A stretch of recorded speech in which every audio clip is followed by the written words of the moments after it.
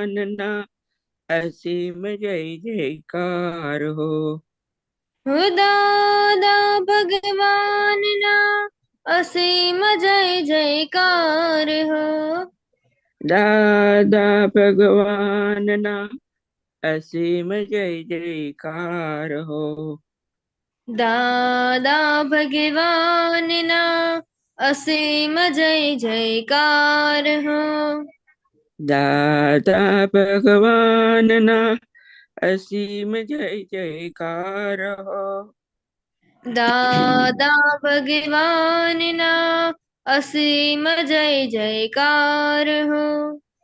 દાદા ભગવાનના અસીમ જય જયકાર હો. હો દાદા ભગવાનના અસીમ જય જયકાર હો.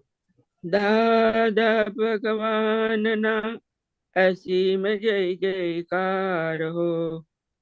દાદા ભગવાનના અસીમ જય જયકાર હો. દાદા ભગવાનના અસીમ જય જયકાર હો. દાદા ભગવાનના અસીમ જય જયકાર હો. દાદા ભગવાનના અસીમ જય જયકાર હો. દાદા ભગવાનના અસીમ જય જયકાર હો. દાદા ભગવાનના અસીમ જય જયકાર હો. હો દાદા ભગવાનના અસીમ જય જયકાર હો. દાદા ભગવાનના અસીમ જય જયકાર હો.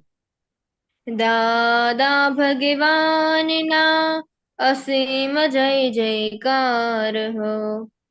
દાદા ભગવાનના અસીમ જય જયકાર હો. દાદા ભગવાનના અસીમ જય જયકાર હો. દાદા ભગવાનના અસીમ જય જયકાર હો. હો દાદા ભગવાનના અસીમ જય જયકાર હો. દાદા ભગવાનના અસીમ જય જયકાર હો. દાદા ભગવાનના અસીમ જય જયકાર હો.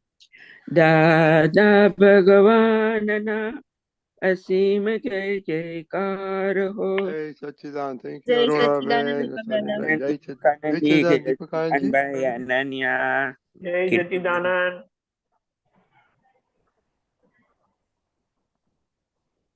ત્રિમંત્ર બોલાવો પ્લીઝ. નમો વિતરાગાય. નમો વિતરાગાય. નમો અરિહંતાણ. નમો અરિહંતાણ. નમો સિદ્ધાણમ. નમો સિદ્ધાણમ. નમો આયરીજાણમ. નમો આયરિયાણમ. નમો વજ્જાયાણમ. નમો વજ્જાયાણમ. નમો લોય સવ સાહુણમ. નમો લોહે સવ સાહુણમ. એસો પંચ નમકારો.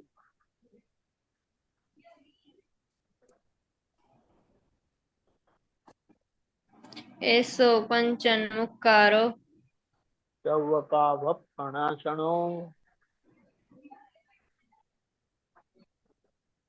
સવ્વપા વપણાસણો. મંગલાણં ચ સર્વેષેમ. મંગલાહમ ચ સવેસે. પરમં હવૈ મંગલમ. પઢવમ હવૈ મંગલમ. ઓમ નમો ભગવતે વાસુદેવાય. ઓમ નમો ભગવતે વાસુદેવાય. ઓમ નમઃ શિવાય. ઓમ નમઃ શિવાય. જય સચ્ચિદાનંદ. જય સચ્ચિદાનંદ. જય સચિનારાયણ. દીપકાનંદજી, હવે આપણે પદ સાંભળીશું અનન્ય બેન પાસેથી. ઓકે અનન્ય દીદી. જય સચ્ચિદાનંદ. જય હતો સચ્ચિદાનંદ. કડવો બીજમાંથી આડાઈનો લીમડો, દાદાએ બનાવ્યો મુને મીઠો મધુ લીમડો. હતો કડવો બીજમાંથી આડાઈનો લીમડો, દાદાએ બનાવ્યો મુને મીઠો મધુ લીમડો. અવર્ણીય જ્ઞાન ધારે શુદ્ધ પ્રેમ ધોધ જો, કાયમ નો ઉદ્વગામી પ્રત્યક્ષ બોધ જો. અનોખા છે આત્મશિલ્પી મહાત્માના પહેલ જો, વચન બળના ટાંકડાથી કાઢે બહેલા મેલ જો. ભૌગોલિક ભાગ સઘળો આસક્તિ ને મમતો, અહંકાર ઇતિહાસે રાગ દ્વેષે ભમતો.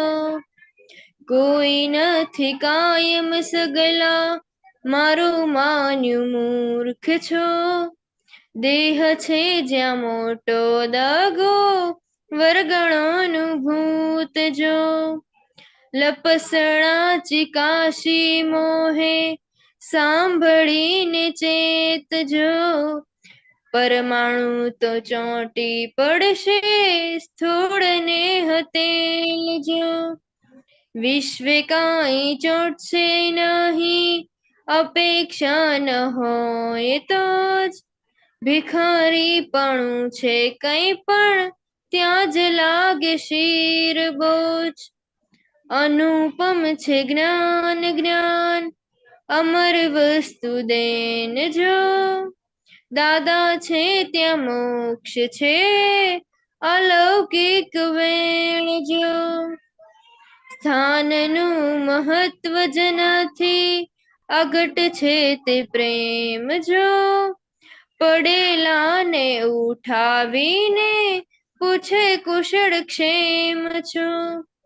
કહેતા તા સંબંધીઓ હવે વારું નંગ છો, જગત ધંધો જાણે નહીં ને અકલમંદ લપ છો.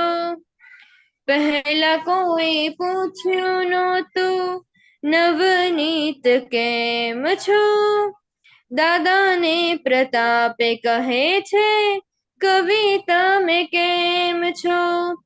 કવિ તમે કેમ છો, કવિ તમે કેમ છો, કવિ તમે કેમ છો, કવિ તમે કેમ છો.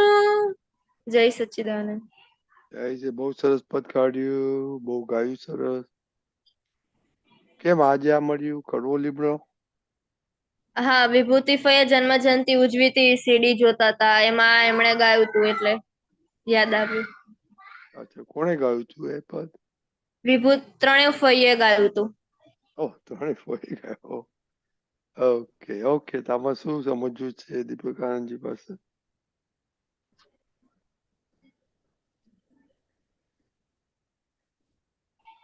ભૌગોલિક ભાગ સગળો આસક્તિ ને મમતો, અહંકાર ઇતિહાસે રાગ દ્વેષ ભમતો. ક્યાં છે? ફોર્થ.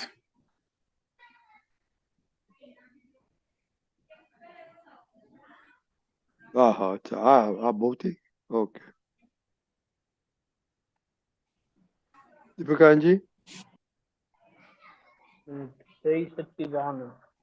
ભૌગોલિક ભાગ, ભૌગોલિક એટલે જીઓગ્રાફિકલ, એ તો ખબર પડે ને, ભૂગોળ. હા. એ અનન્યાનો ભૂગોળ શું છે?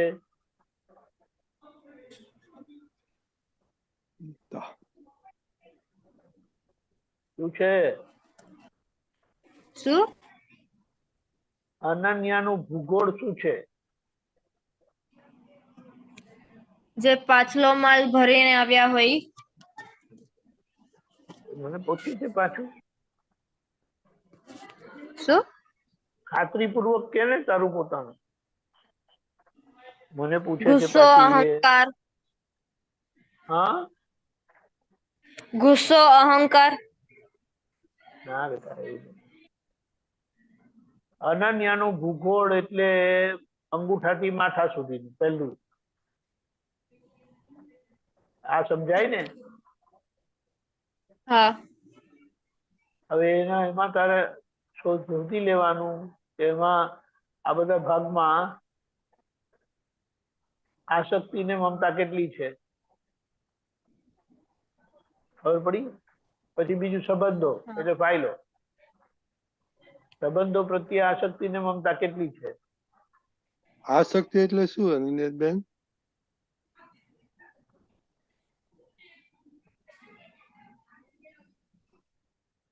હેલો, સાંભળ્યું? હા હા.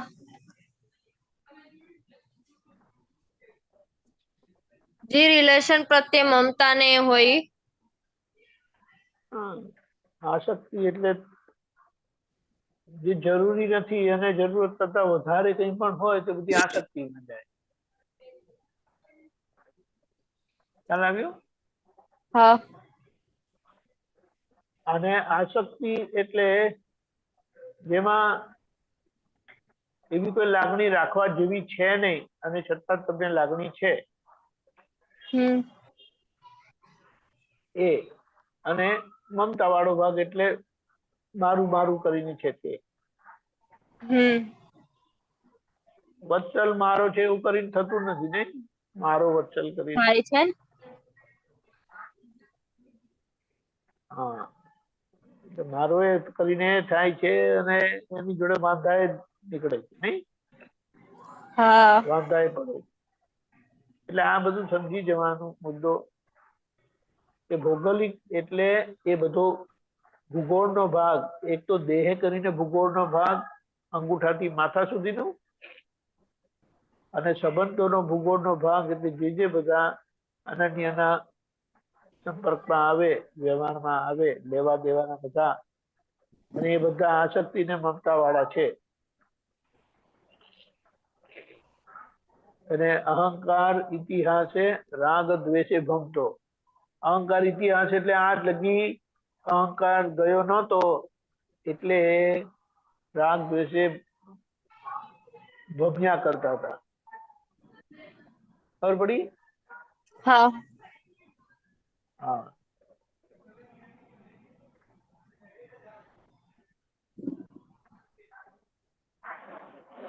હેલો. હા, સમજાણું. હા. પછી બીજું કશું? શું? બીજું કશું? ના, પણ ત્યાર પહેલા મારો એક ક્વેશ્ચન છે. કડવો બીજમાંથી હા, દાદાએ મીઠો બનાવ્યો એટલે શું? કડવો શું એટલે કીધું? શું અનન્યાબેન?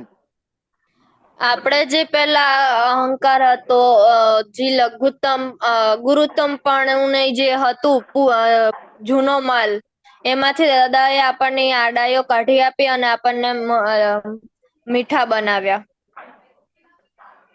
દીપકાનજી, જે આપણે પેલા કડવો માલ લઈને આવ્યા હતા ઈ કાઢીને મીઠા બનાવ્યા. કારણ કે કડવો માલ એટલે શું ને અજ્ઞાનનો મીઠો ભાગ માલ બધો. એટલે શું? કડવો માલ અને મીઠો માલ એટલે શું? કડવો માલ એટલે અહંકાર છે, ગુસ્સો છે, ગુરુત્તમપણું છે. અને મીઠો? લઘુત્તમપણું છે, દાદાની 5 આજ્ઞામાં ફોલો કરીએ છીએ, બધા જોડે બધાને નિર્દોષ જોવાના. ઓકે, દાદાએ બનાવ્યું એમ કે છે દીપકાનજી? હા, એ તો બરાબર છે ને. દાદાએ બનાવ્યો મીઠો મધુ લીમડો એટલે આપણો અહંકાર એવો થઈ ગયો ને, શુદ્ધાત્મા પદ આખું એવું મળ્યું છે. અને આપણી આડાઈ બધી જતી જાય છે, કડવાશ બધી નીકળતી જાય છે. બરોબર. બરાબર. બરાબર. ગુડ અનન્યા. બીજું?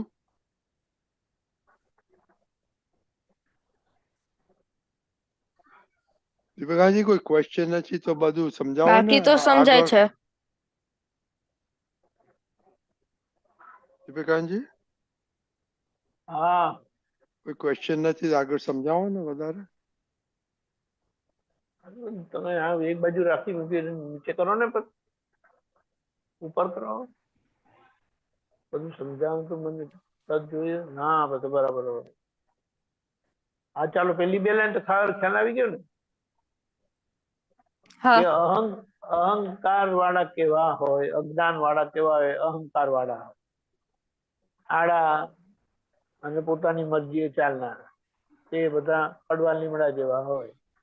હવે દાદાએ મને બનાવ્યો મીઠો મધુર લીમડો એટલે હવે બધાને હું પોતે જ છું કરીને જોઉં છું અને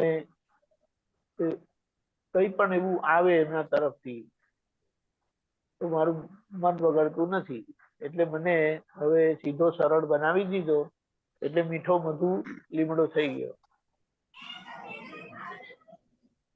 બરાબર છે. હવે અવર્ણીય જ્ઞાન ધારે શુદ્ધ પ્રેમ ધોધ છો આ દાદા ભગવાન માટે કીધું.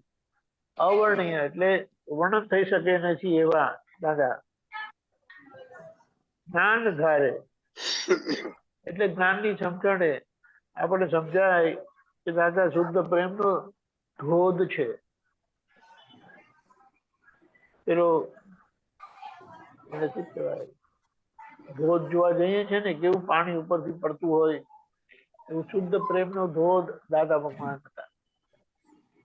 કાયમનો ઉર્ધ્વગામી પ્રત્યક્ષ બોધ છો એટલે એમના પાસેથી જે કઈ સમજણ મળે ઉર્ધ્વગામી એટલે આપણને ઉપર જ લઈ જાય.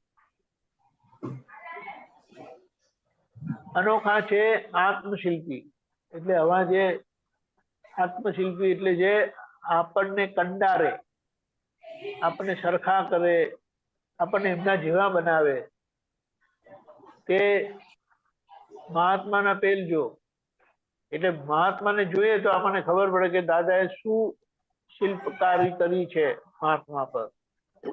અનોખા એટલે કે જે આગળ ક્યારે પહેલા થયું નથી એવું જોવામાં આવ્યું નથી એવું.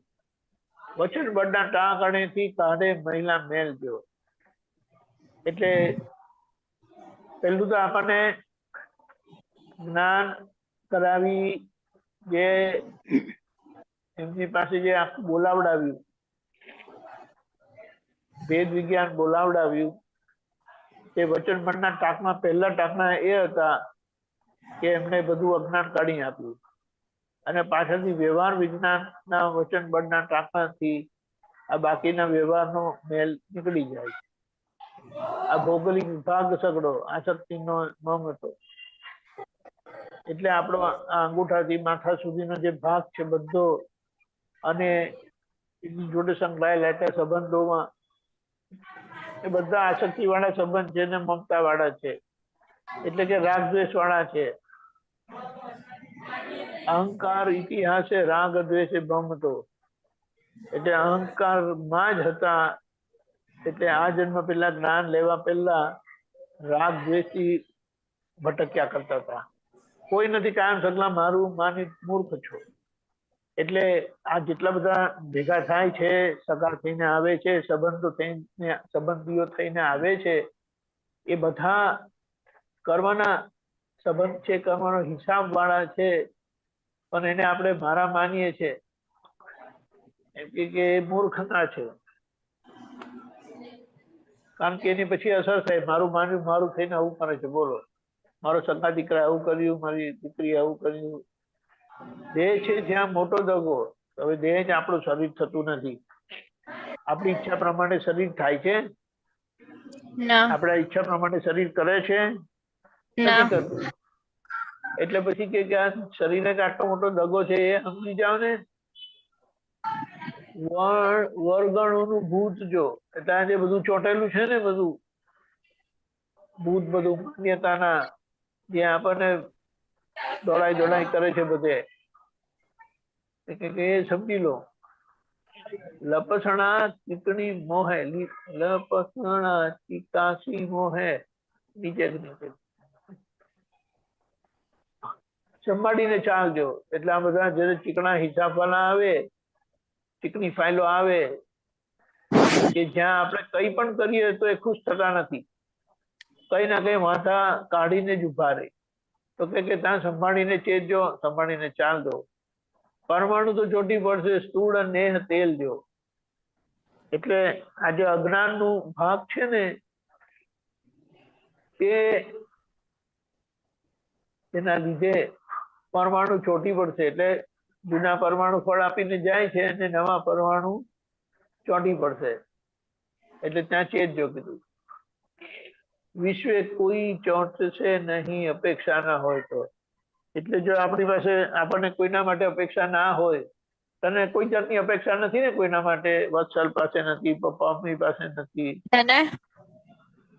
હા, એટલે જો આ ચોટે છે કેમ, બધી અસરો કેમ થાય છે? તો કે આ બધી અપેક્ષાના રાફડા છે. રાફડા સમજાય? ઢગલા છે, ઢગલા.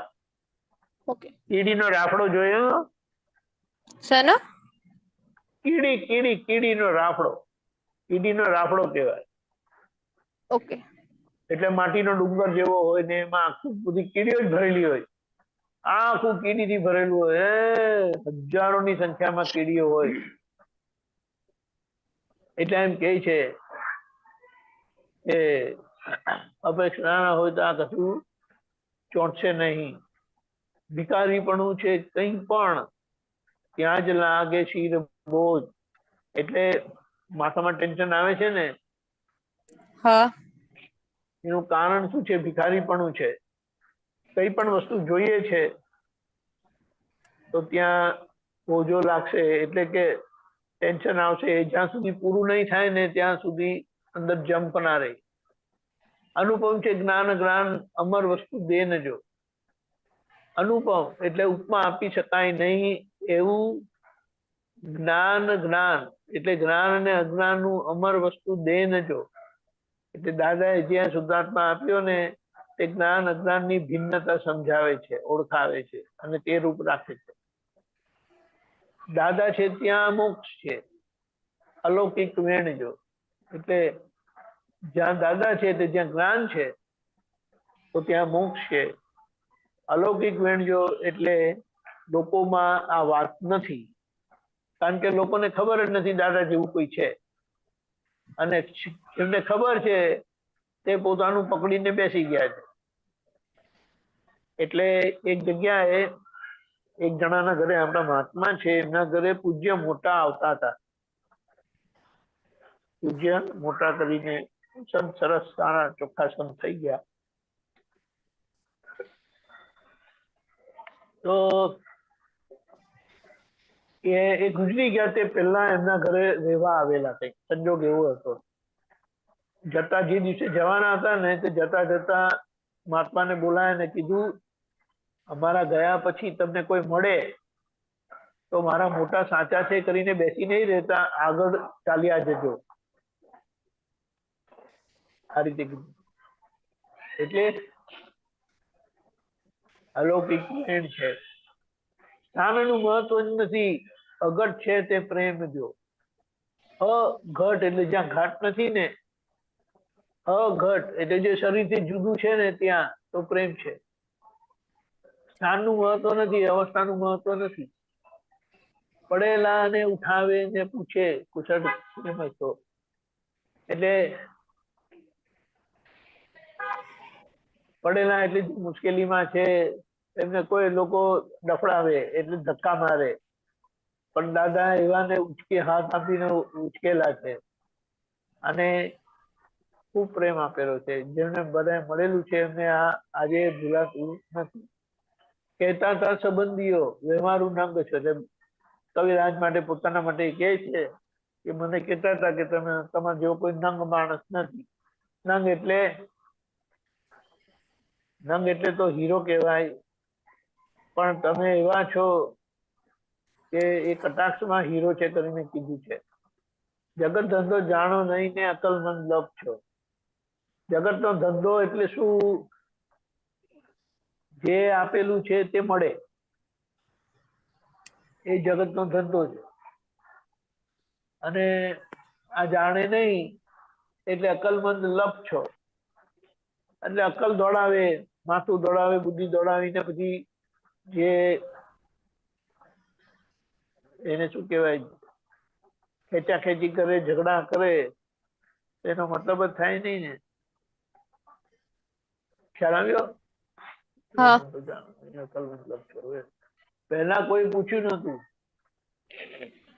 પહેલા કોઈ એટલે દાદા મળ્યા નતા ને તે પહેલા કવિરાજ નું બધું ઘણું બધું અમુક વસ્તુ હતું કે ગાતા હતા ને બધું કરતા હતા. તો કે પેલા કોઈ મને પૂછ્યું નતું કે નવનીત તમે કેમ છો.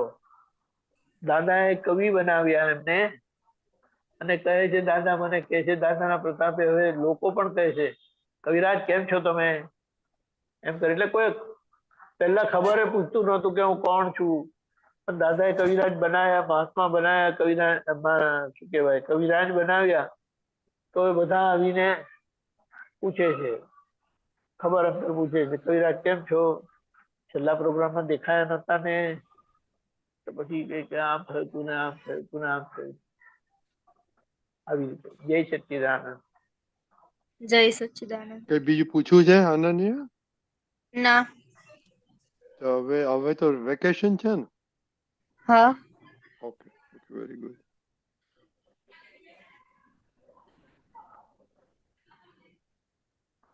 ઓકે, બહાર જવાનો છે પ્રોગ્રામ?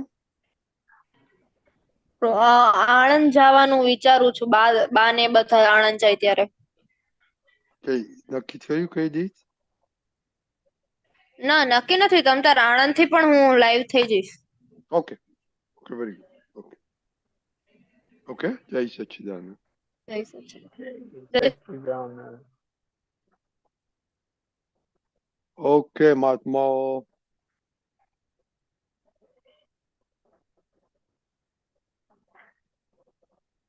નથી કઈ ક્વેશ્ચન આજે તો દીપકાનજી? ઓકે, જય સચ્ચિદાનંદ. આપણે હમણાં સૂક્ષ્મતર દોષો પર જાગૃતિની વાત કરી છે. ઉભારો, એક આવ્યો. Okay. Ankur. Ankur from where?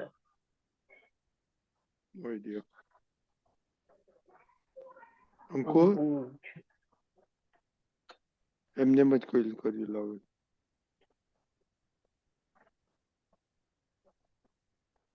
Okay, okay, જય સચ્ચિદાનંદ. આપણે હમણાં સૂક્ષ્મતર દોષો પર ધ્યાન કેન્દ્રિત રાખ્યું છે. સૂક્ષ્મતર ધોરણે એટલે બુદ્ધિના ધોરણે આપણી જે બધી ભૂલો થાય છે એના પર આપણે ફોકસ કર્યું છે. એટલે બુદ્ધિના શું કહેવાય, એટલા બધા ચમત્કાર છે ને કે પછી એ આપણને આત્મા થયેલા પછી પણ રહેવા દેતું નથી, અને કઈક કઈક બતાવીને ગૂંચવાડા ઉભા કરે.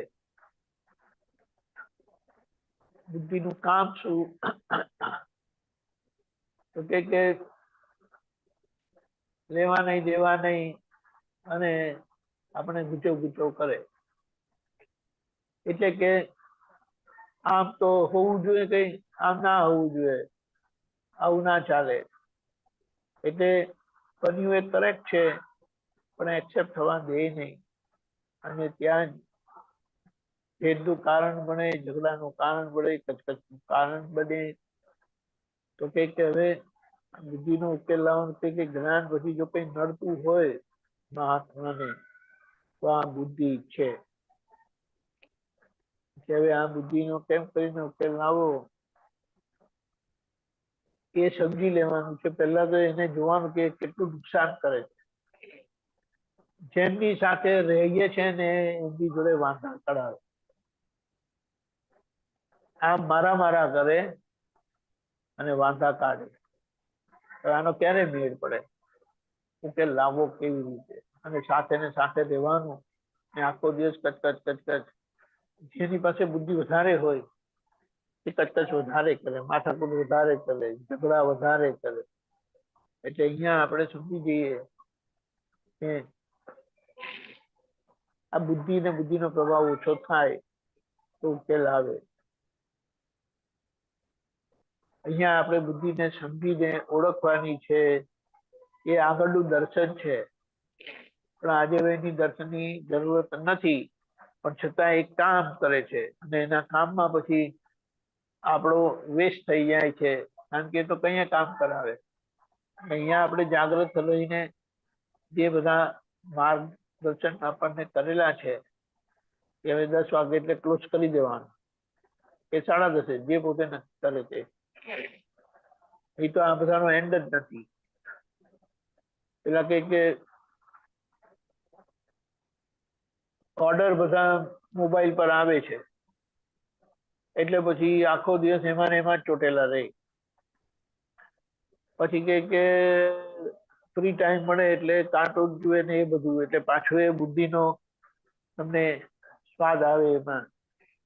એટલે કહેવાનું શું કે અહીંયા બુદ્ધિનું જોખમ સમજવાનું જ્ઞાન પછી જો કોઈ હેરાન કરનારી વસ્તુ છે તો આ બુદ્ધિ છે, જે આપણને દાદા સ્વરૂપ રહેવા દેતું નથી, અનુભવ કરવા દેતું નથી અને બીજા લોકો જોડે વાંકા ચડાવે આપણી પાસે. એને આપણે સારી રીતે જોઈશું. અને પહેલા તો એ આપણને અંદર અથડામણ કરાવે, પછી બહાર સંજોગ હોય તો પછી એ બહાર જોડે પણ માથાકૂટ કરે બધી. આખરે તો આપણાથી કોઈને સેજ એક સ્પંદન જેટલું દુઃખ જાય ને એ પાછું આપણે એનો ઉકેલ લાવવો પડે. આ વાત સમજીને આપણે નીચે નમીને નીકળવા જેવું છે, નીકળી જવા જેવું. જય સચ્ચિદાનંદ. જય છે પણ દીપિકાજી અને હા. અરુણાબેન, સરોજબેન, કઈ તમારે એડ કરવું તો કરજો. આપણે કોઈ પણ એવું થાય ને કે આપણે થોડું જાણકાર હોય, સોર્ટ ઓફ સેમી એક્સપર્ટ હોય ને આપણે કઈ કામ કરતો હોય ને તો બીજા માણસ આવીને આપણે કે આ ખોટું કરો છો, આમ કરો, તો પછી તરત જ રિએક્શન અપાઈ જાય. ઇન્સ્ટેડ ઓફ સેઇંગ શાંત રહીને એનું કે ભાઈ એને સામેવાળાને તો કઈ ખબર નથી હું શું કરી રહ્યો છું, આવે તો એમાં પછી બહુ તરત જવાબ આપ્યો હોય છે. એટલે આ બુદ્ધિના જ ખેલ ને. આમાં એક વસ્તુ સમજવાની છે, શું ખબર છે, કોઈના તરફથી કંઈ પણ આવે ને તો પહેલા આપણે તપાસ કરવાની કે એમને વાંધો ક્યાં પડ્યો ભાઈ. વાંધવાનું અને ના હોય એમને, વાંધવાનું ના હોય એમને એમ કે આપણા કરતા એમને વધારે હોશિયાર છે, ભલે એમનો ટોપિક ના હોય તોય. શું શું હોય? આપણા કરતા વધારે હોશિયાર છે એટલે આપણને ટ્રાય ટુ એડવાઇસ આપવા બેસી જાય. એ તો થાય ને, એનું આપણે ના નથી કહેતા, પણ આપણને કે ખોટું કરે છે, ખોટું કરે છે. હવે જો એ આપણને પોતાના ગણતા હોય તો આપણને ગાઈડ કરે કે તમારે આમ કરવું જોઈએ, થોડું આમ કરો તો તમારું સારું થાય એમ કરી, અને તમારું સારું થાય તો બધાને હેલ્પફુલ થાય. પણ એવું નથી હોતું. આ તો કેટલી વખત ઘણા બધા પાસા છે, કારણ કે માણસોની જીવન ને વ્યવહાર છે ને એ ક્યાં કેવી રીતે કામ કરતું હોય એ કહેવાય એવું નથી. નહીં તો પછી છેલ્લા મને આ ગમે છે એટલે હું કર્યા કરું છું, મારે સરસ ટાઈમ નીકળી જાય છે અને મહાત્માઓ જોડે મારી એ જાગૃતિ વધે છે. પેલા કે મને બિલકુલ દેખાતી નથી તમારી જાગૃતિ વધેલી, તો મારો પ્રોબ્લેમ નથી. તમને ઓછી લાગતી હોય તો યુ આર ફાઇન. ખબર પડી? કારણ કે હું મારો ઉકેલ લાવું છું. આખો દિવસ સુધી મારે કરવાનું શું, તો આ મારા માટે બહુ સરસ સાધન થઈ ગયું છે. આખા દિવસનો સત્સંગ મને મળ્યા કરે, કીર્તન ભક્તિ મળ્યા કરે, એ તો વિધિ મળ્યા કરે, રેગ્યુલરલી થાય તો એ તો સારી વસ્તુ છે. ખરેખર જોવા જાય ને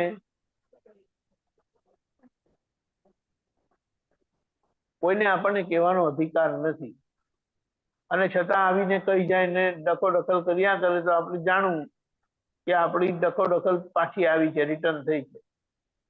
એટલે આપણે પનિશમેન્ટ કોઈ આવી. પણ જાતના ભાવ બગાડ્યા વગર એક્સેપ્ટ કરી લેવાનું, કારણ કે આપણી જોડે જે વ્યવહાર થાય છે ને એ આપણા પેલા આ લોકો બાય બેક કરીને કઈ કહે છે ને કે પાછું આવે વસ્તુ, રાઈટ. એવી આ બધી વસ્તુ આપણા થકી ગયેલી પાછી આવે છે. આપણા થકી ગયેલી એટલે કે રજની દાદાથી થયેલી વસ્તુ રજની દાદા પાસે પાછું આવે છે, તેમાં આપણે જોઈ લેવાનું. આ વાત તમારી સાચી. ના બરાબર છે, પણ તમારી આપણે છે ને અને પછી એમને એમ પૂછવાનું કે તમારી શું ઈચ્છા છે, હું શું કરું? હવે શીખવાનું છે. ના એમને પૂછવાનું કે શું કર, હું શું કરું એમ કરીને કહો, તમે કહો, તમે કે એમ કરવું જોઈએ તો કે. ખ્યાલ આવ્યું? Yes, yes. મૂળ વાત કેવી છે ખબર છે કે મને કોઈને કાંઈ પણ કહેવાનો અધિકાર નથી. બીજાને કે અધિકાર છે હું કહેવાનો. પૂછું તો સામાન્ય કહેવાનો અધિકાર છે, અને છતાં સામે આવીને કે તો આપણે આપણો હિસાબ સમજીને એનો સંભાળ નિકાલ કરવાનો. આપણે નક્કી કર્યું કે મારે સંભાળ નિકાલ કરવો છે, તેની મેળે આપણા એવા સરસ જવાબ નીકળશે ને, તમારા સંજોગોને અનુરૂપ, સિચ્યુએશનને અનુરૂપ, અને ફાઇનલ સંભાવે નિકાલ થશે.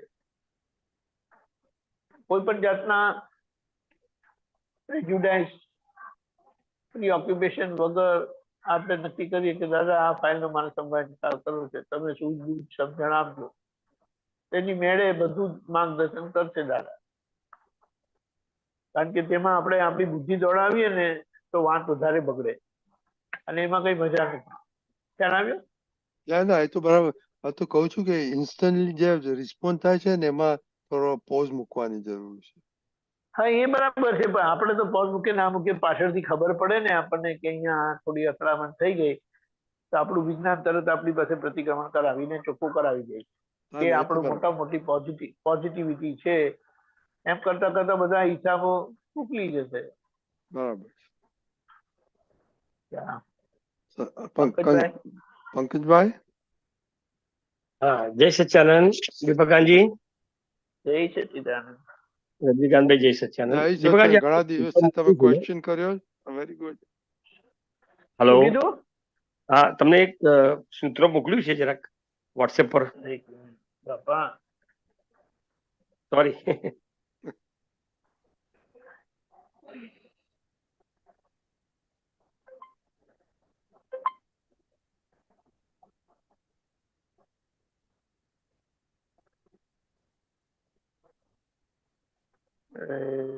તમે ક્યાં તમારે બંને ફોન પર મોકલવાનું, એક ફોન પર નહીં મોકલવાનું.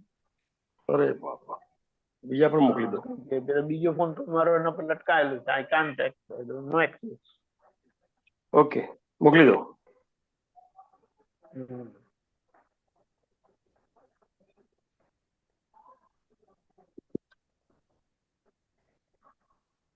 મોકલ્યું.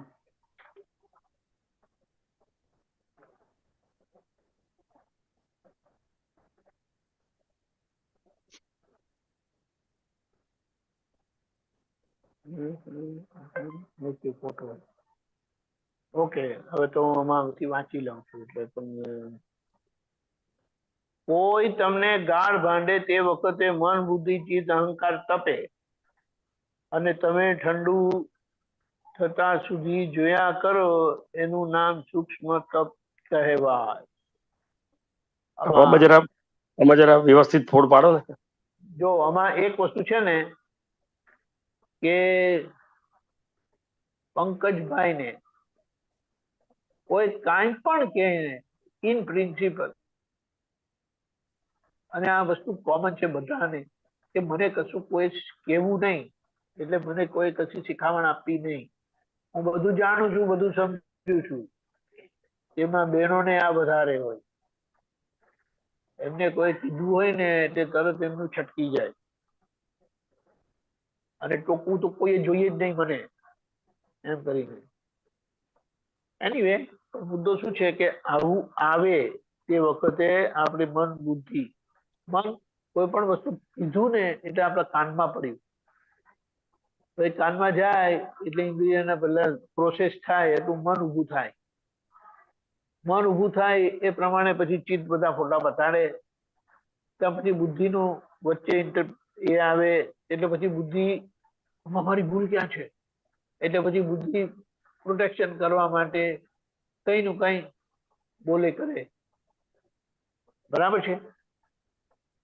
હવે અને છેલ્લા અહંકાર એ બુદ્ધિની આંખે ચાલીને જે બુદ્ધિએ બતાડ્યું એ પ્રમાણે કરે. એટલે એમાં આ બધું આવું આવે બહારથી એટલે બધું તપે, કારણ કે માન્યતાની વિરુદ્ધ આવ્યું. જેવું જોઈએ છે એવું આવ્યું નહીં. એટલે બરાબર. આવું જયારે થાય ત્યારે ઠંડુ થતા સુધીનો મતલબ શું કે સંજોગ આવ્યો, સંજોગે સળગાવ્યું, પંકજભાઈ સળગ્યા, પછી એની પીડા વધી, ખૂબ વધી, ઘટી, ઓછી થઈ, ઠંડુ થઈ ગયું. ત્યાં સુધી પોતે જોયા કરો. શું જુએ કે આ વસ્તુ પંકજભાઈ પર આવી, પંકજભાઈને કીધું, મને તો કોઈ જાણતું જ નથી એટલે મને તો કોઈ કશું કે નહીં. અને એની સામે શું છે તો કે પંકજભાઈનો આગળ થયેલો વ્યવહાર પંકજભાઈ પાસે પાછો રિટર્ન થાય છે. એમાં કોનો દોષ? એટલે એ પંકજ. સમજણે નહીં, એટલે પંકજભાઈનો દોષ. એટલે એવી રીતે જોયા કરવું એટલે ઓળખવું કે આ કોના ભાગે આવ્યું, કોણે કર્યું. કોના ભાગે આવ્યું તો પંકજભાઈને આવ્યું. કોણે કર્યું તો કે વ્યક્તિ પેલા નથી કરતા, શક્તિ કરે છે એટલે વ્યવસ્થિત શક્તિ એ કર્યું, કુદરતી રચનામાં એ બન્યું છે. બરાબર. એવી રીતે કરીને જોઈ લે. અને લોકો તો મને જાણતા જ નથી એટલે ભોગવટો આવ્યો. ભોગવટો પંકજભાઈને પીડા કરાવે. બરાબર. એની પીડા વધે, ઘટે, ઓછી થાય, ઓછી થતા હાવ જતી રહે. તે આખા વખત સુધી પોતે જોયા કરે. હવે આ જોવાના ભાગમાં પોતે અંદર મનાવવા વાળો ભાગ આવે કે જો તમારું અપમાન કરે છે, જો તમને આવું કહી ગયો એટલે તમારે કેવું જ જોઈએ. એટલે અંદર પાછું તમને બુદ્ધિ પંકજ બનાવવાનો પ્રયત્ન કરે તો ત્યાં તમે પંકજ થવા ના દો અને જોયા કરવાથી તમને એના પરિણામ ખબર પડે અને તમે સ્વસ્થ રહો. બરાબર. ચલો ખબર પડી ને? બિલકુલ એમની વાતમાં આવો નહીં. અને એ તમે અંદર સૂક્ષ્મ તપમાં એટલે અંદર ચાલે છે ને અભ્યંતર તપ કીધું, બરાબર. અધિક તપ કીધું કે અંદર એકાકાર થવા ફરે. મને કીધું હું બિલકુલ આ નહીં સાંભળી લઉં, હું ચલાવી નહીં લઉં, હું તો મોડે જ કહી દઉં છું. કઈ નું કઈ બધું ચાલે તો ત્યાં તમે ફક્ત શુદ્ધાત્માની જાગૃતિ રાખીને આ મને નથી કેતા, અંદર બધું આ બધું તોફાન ઊભું થાય, ધમાચકડી ઊભી થાય, એ બધાને સારી રીતે જુદારીને જુઓ. અને એ ઠંડુ થાય એટલે પાણી ગરમ થયું, ઉકળ્યું, પાછું ટાઢું થયું, ટાઢું થયું, ટાઢું થયું, પાછું નોર્મલ થઈ ગયું. તમે ફ્રી પછી એટલે આ બધાને નિકાચિત કર્મો કીધા કે જે ભોગવટો કરાવીને જ રે. એમાં કોઈની ભૂલ નથી હોતી. પણ આમાંથી આપણે સમજી લેવાનું કે કોને ભોગવવાનું આવ્યું, હું કોણ, મારું અસ્તિત્વ કયું છે. એટલે તરત જ કેસ બધો ક્લિયર થઈ જાય. એટલે આમાં ફાઇલોનો સંભાવ્ય નિકાલ એ આ લેવલે અંદર ચાલ્યા જ કરે પછી એ રીતે? ના, એટલે નક્કી કરવું પડે કે સમય નિકાલ કરવો. જવું આવે હલાવનારા એટલે અંદર તો બધું ફરી વળે આપણને. હા, એટલે એ જે નક્કીપણું હોય છે, ફાઇલોનો સંભાવ્ય નિકાલ કરવો છે, તો એના આધારે આ ધારો કે કોઈ બી સંજોગ બને છે અને એમાં પછી આ જે સૂક્ષ્મ તપ ચાલ્યા કરતું હોય પણ અમુક લેવલે અંદર વાણી ચાલુ થઈ જાય છે. અંદર વાણી તો ચાલુ થાય ને, કારણ કે એ તો ટેપ રેકોર્ડ છે. એ કઈ કોઈની રોકાયેલી રોકાતી નથી, કોઈના રોકાતી નથી. પછી ખ્યાલ આવે થાય ને અંદર થાય, પણ એ બધાને પોતે શુદ્ધાત્મા દ્રષ્ટિએ જુએ. અને એ શું કરાવવા માંગે છે એ જુએ. મોટા મોટું તો શું છે, પેલી ભૂલ થઈ છે ને તમારી, એટલે પેલા સામા તમને કહે છે. હમ, હમ. એટલે બરાબર. તમને અંદરથી એમ થાય કે એમાં કહેવા જેવું હતું શું. એટલે બુદ્ધિ તમને એમ કહેવાડે કે એમાં આટલું બધું કહેવાની શું જરૂર હતી. હમ. હવે એ કેમ કહે છે, જેવો જેમનો હિસાબ તે રીતનું બોલે. બરાબર છે. એટલે આ તો કેવું છે, પંકજભાઈ નો વ્યવહાર પંકજભાઈમાં પૂરો થાય. હમ. તેમાં મારે અંતરાત્મા દશાએ જાગેલો શુદ્ધાત્માની દ્રષ્ટિએ હું અલગ રહું છું, એના પકડમાં આવતો નથી. અને એ વખતે એની નિર્જરા બી થઈ જાય છે ઘણી ખરી. અને જે રહી ગયેલો ભાગ તો આપણને પ્રતિક્રમણ કરીએ, જે હા. ફરીથી આવશે ત્યારે એનો હેન્ડલ કરાશ. પણ એમ કરતા કરતા બધા થોડોક પૂજા બોલો. થોડોક સવાલ અહીં આગળ છે કે આજે અંદર જે ચાલ્યું ઘણી વાર થાય છે એવું, હા આવો હા સંજોગ બને છે, અંદર થોડું ચાલે છે, પછી હા પછી ખ્યાલ આવી જાય છે કે ઉભો તો શું કરે તું, આ તારે ફાઇલનો સંભાવ્ય નિકાલ કરવો છે, તો પછી આ બધી મથામણમાં તું પડીશ ના, એમ કરીને પછી વાર્તાલાપ ચાલુ બી થાય છે થોડો, અને થાય ને. એના આધારે પછી આગળ, એટલે એ જે ચાલી ગયું એ પેન્ડિંગ નથી હા રહેતું ને, બસ. પેન્ડિંગ જ રહે ને. તમારી અચ્છા. જાગૃતિ એ જ્યાં જેટલું એને દોષિત બતાડ્યું ને, તમારી દ્રષ્ટિમાં એને નિર્દોષ ઠરવવા પડે. એટલે પ્રતિક્રમણ ઘટે એ જગ્યા પર, બસ. આ નિર્દોષ ઠરાવ્યા એ જ પ્રતિક્રમણ. ઓકે. બાકી એટલે પહેલા તમે તમારી સમજણ સુધારી લીધી એ પ્રતિક્રમણ, ઓકે. એ મહત્વનું પ્રતિક્રમણ. બરાબર પછી છે. બીજું પ્રતિક્રમણ શું, તો કે આ અણસમજણના ભાગમાં જેટલા અમલથી તમે બોલ્યા કર્યું, તો એ જે બેડ વ્યવહાર થયો ને, ખરાબ વ્યવહાર થયો, તો એ પ્રતિક્રમણને પાત્ર છે. સમજાયું? બરાબર છે. બે વસ્તુ છે. એક તો તમને સાચી સમજણ મળી એ જ પોતે પ્રતિક્રમણ છે. બરાબર છે. અને જે અવળી સમજણ ચાલી અંદર ને એના પ્રભાવ કે એના દબાણથી તમે જે વાણી વ્યવહાર બગડ્યા એના પ્રતિક્રમણ કરવા આપે. બરાબર છે. આપણે છેલ્લી વાર પકડીને કહીએ હમ. કે હવે તો એને પ્રતિક્રમણ કરવાની જરૂરત નથી ને, તો કે હવે નથી જરૂરત, પણ આજે બોલી ગયા તેનું શું, કરી ગયા તેનું શું, તે કોણ સાફ કરશે? એટલે એ કોણ સમૂહ કરશે? એટલે આ બરાબર. બધા પેન્ડિંગ હિસાબો બાકી છે ને, એટલે સંબંધોમાં મેળ પડતો નથી. હમ. કારણ કે રાઈટ. સંબંધો તરફથી જ આપણને કઈ ના કઈ ગોદા વાગ્યા કરે. બરાબર છે. બરાબર છે. અને ત્યાં એ જાગૃતિ નથી, એ પ્રતિક્રમણ એવા થતા નથી. એટલે હમ. પછી એના પરિણામે કોઈ ને કોઈ રીતે એના પર આક્ષેપ જયા કરે કે હમ. આવું કરે છે, તેવું કરે છે.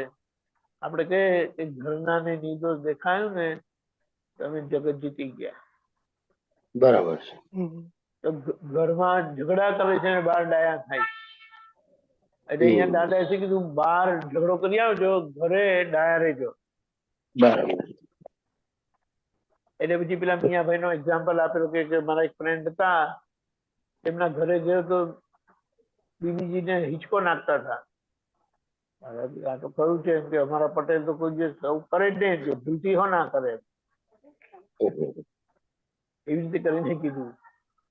તો પછી પૂછ્યું, તો પછી કે ભાઈ એટલે ત્યાં નહીં પૂછ્યું, બહાર મળ્યા ત્યારે પૂછ્યું કે આવી રીતે બીવીને તમે હિંચકો નાખો છો ને? એમ કે જો ભાઈ મારે એક રૂમ છે, મારે બીજી વ્યવસ્થા નથી, 2 રૂમમાં હોય તો એની રૂમમાં, હું મારી રૂમમાં શાંતિથી સુઈ જાઉં. આ તો એકને એક રૂમમાં સુવાનું, અને પછી ઝઘડો કરે તે પાલવે નહીં ભાઈ. એટલે એમ કે જે તે રસ્તે કરીને એને રાજી રાખું, ખુશ રાખું છું. કેટલા કે વખત કે કરે છે કે માંસ લઈ આવો, માંસ લઈ આવો. કે અરે યાર મેરી મેં જાણું, એમ કે એમ કરીને સમજાવી પટાવીને ધક્કો માર્યા કરે, પણ ઝઘડો નથી કરતા. કેવું છે ને, એટલે એમ કે આ સમજણ કેટલી સારી છે કે બહાર ઝઘડી આવે પણ ઘરે તો બિલકુલ પ્રેમથી રહે. આપણા લોકો ઘરે મગજમારી કર્યા કરે અને બહાર હમ ડાયા થઈને રહે. આવી વાત છે. હવે એટલે જો આપણે તમે વિચાર કરો કે આ બહાર આપણને આજે અમુક આ જે તત્વો છે કહીએ આપણે તો બહારના લોકોને આપણે એનો બહારનો વ્યવહાર ખબર જ છે પણ આ ઘરનો વ્યવહાર તો દાદાએ ખુલ્લો કર્યો કે ઘરમાં આ લોકો આવી રીતે રહે છે. એટલે બહાર બહાર દંગા ફસાદ કરે છે અને ઘરમાં બિલકુલ ડાયા થઈને રહી. આપણું ઊંધું, આપણે બહાર ડાયા દેખાડવા જઈએ અને અંદર ખાને ઘરે કચકચ થયા કરે, માથાકૂટ થયા કરે, સાચું ખોટું ને બધું કઈ. બરાબર. બરાબર. ઓકે. ઓકે, જય સચ્ચિદાનંદ. ઓકે, હવે ટાઈમ થઈ ગયો છે. દીપકભાઈ શ્રીમત બોલા, પંકજભાઈ ફોલો કરજો જય પ્લીઝ. હાજી. સચ્ચિદાનંદ. નમો પિતરાય, નમો વિતરાગાય, નમો અરિહંતાણમ, નમો અરિહંતાણમ, નમો સિદ્ધાણમ, નમો સિદ્ધાણમ, નમો આયરિયાણમ, નમો આયરિયાણમ, નમો વત્સાયાણમ, નમો વજ્જાયાણમ, નમો લોહી સવ સાહણમ, નમો લોય સૌ શાહુણમ, એસો પંચન મુકારો, એસો પંચ નમોકારો, સૌ પાવપણાસનો, સૌ પાવપણાસનો, મંગલાનંદ ચ સૌવેસે, મંગલાણમ ચ સૌવેસીમ, પરમામ હવૈ મંગલમ. પડમમ હવૈ મંગલમ. ઓમ નમો ભગવતે વાસુદેવાય. ઓમ નમો ભગવતે વાસુદેવાય. ઓમ નમઃ શિવાય. ઓમ નમઃ શિવાય. જય સચ્ચિદાનંદ. જય સચ્ચિદાનંદ. જય સચ્ચિદાનંદ. કાલના પ્રોગ્રામમાં સવારે 6:30 પ્રાર્થ વિધિ, 10:15 ગુજરાતી સત્સંગ, 4:30 કીર્તન ભક્તિ આરતી, રાત્રે 9 વાગે સત્સંગ. આખા દિવસના પુરુષાર્થમાં આપણે સૂક્ષ્મતર દોષો એટલે બુદ્ધિના ધોરણે થતા દોષો, કઈ રીતે બુદ્ધિ બીજા લોકો જોડે એક રહેવા દેતી નથી, બીજાના વાંધા કાઢે, વ્યવસ્થિત એક્સેપ્ટ કરવા દે નહીં, મુક્ત હાસ્ય ખુલ્લું થવા દે નહીં, 5 ઇન્દ્રિયોના વિષયમાં અને એના સુખમાં જ આપણને ધકેલ કરે. એટલે આ બધા પ્રમાણને સમજીને એની અસરમાંથી ધીમે ધીમે કરી નીકળતા જઈએ. કપટ કરી, ત્રાગુ કરી, માથાકૂટ કરી, ઝઘડા કરીને પોતાનું કરાવવા જાય, એમાં બુદ્ધિનો જ ભાગ કામ કરે છે અને ત્યાં આપણે ચેતીને ધીમે ધીમે માંથી નીકળી જઈએ. જય સચ્ચિદાનંદ.